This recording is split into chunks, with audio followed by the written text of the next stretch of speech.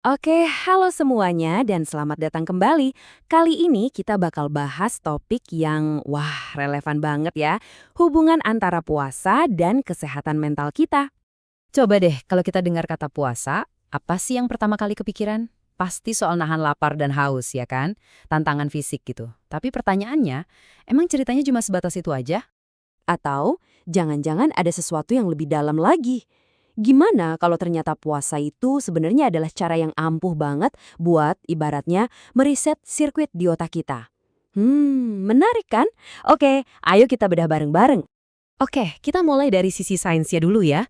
Sebenarnya apa sih yang terjadi di dalam otak kita pas lagi puasa? Nah, ini bisa dibilang semacam riset biologis. Biar paham, kita harus kenalan dulu nih sama pemain utamanya, dopamin. Dopamin ini tuh zat kimia di otak yang tugasnya ngatur motivasi, fokus, sama perasaan senang. Anggap aja ini kayak sistem reward internal di dalam diri kita. Nah, bagian yang paling seru itu konsep riset dopamin.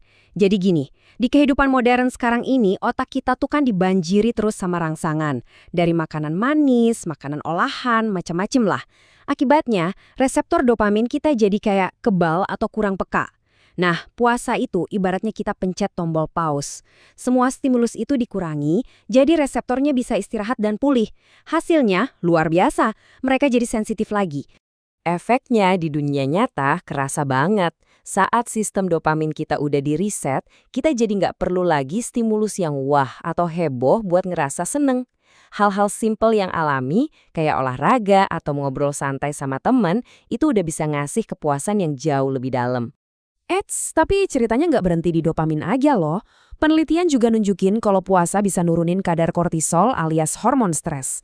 Kerennya lagi, puasa juga memicu produksi BDNF. Ini bisa kita bayangin kayak pupuk buat sel-sel otak kita biar neuron tetap sehat. Bahkan ada studi pada hewan yang nunjukin potensi puasa buat ngelindungin otak dari penyakit kayak Alzheimer dan Parkinson. Wow! Oke, tadi kan kita udah bahas biologinya ya.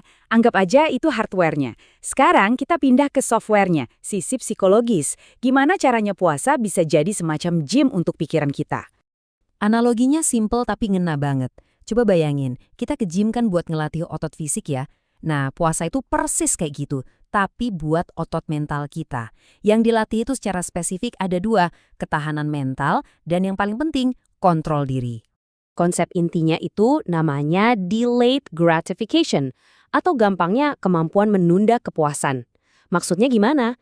Ini tuh kemampuan buat nolak godaan yang enak sekarang, demi dapat hasil yang lebih gede dan lebih baik nanti. Inilah fondasi utama dari kontrol diri. Contoh klasiknya, dan ini terkenal banget, adalah tes marshmallow. Jadi, ada anak-anak yang dikasih satu marshmallow dan dibilangin, kalau kamu bisa nunggu dan gak makan ini sekarang, nanti kamu dapat dua. Nah, bertahun-tahun kemudian, ternyata anak-anak yang berhasil nahan diri itu tumbuh jadi orang dewasa yang lebih jago ngelola stres dan lebih sukses di sekolah. Keren, Kang? Terus, hubungannya sama puasa apa? Nah, ini dia. Puasa itu ibarat tes marshmallow versi kehidupan nyata, tapi skalanya lebih besar. Setiap kali kita ngerasa lapar, terus kita milih buat nahan, disitulah kita lagi ngelatih otot kontrol diri. Kita belajar ngelola emosi, misalnya biar nggak gampang marah, dan jadi lebih tahan banting sama rasa nggak nyaman. Dan ide ini tuh bukan ide baru loh. Ternyata akarnya dalam banget di dunia medis. Coba lihat ini deh. Di abad ke-20, ada seorang psikiater di Moskow namanya Dr. Nikolaev yang nemuin sesuatu yang revolusioner. Dia pakai terapi puasa 30 hari buat ngerawat pasien gangguan jiwa. Dan hasilnya? Gila, luar biasa. Banyak pasien yang tadinya udah nggak mempan sama pengobatan biasa, malah nunjukin pemulihan yang signifikan lewat puasa. Ini bukti nyata banget betapa dahsyatnya efek puasa ke mental kita. Tapi tentu aja manfaat puasa itu nggak cuma buat diri sendiri. Coba kita lihat gambaran yang lebih besar yang nyentuh sisi spiritual dan juga sosial. Soalnya puasa itu seringkali satu paket. Biasanya dibarengi sama kegiatan spiritual kayak meditasi atau berdoa yang bikin kita lebih tenang. Terus ada juga sisi sosialnya yang kuat banget. Buka puasa bareng, kegiatan amal, semua itu kan memperkuat ikatan kita sama orang lain dan bahkan bisa ningkatin rasa empati. Oke, dari semua penjelasan tadi, coba kita tarik benang merahnya. Apa sih poin utamanya?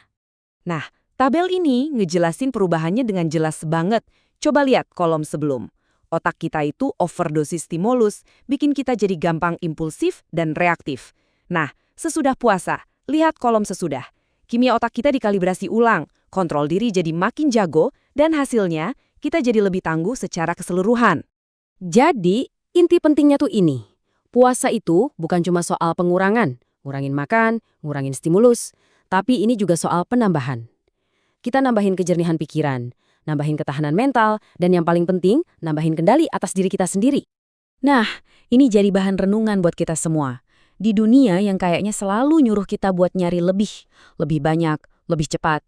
Gimana kalau ternyata jalan menuju kejernihan mental itu justru sebaliknya? Bukan dengan nambahin sesuatu, tapi dengan secara sadar dan sengaja mengurangi? Coba direnungkan. Terima kasih sudah menyimak.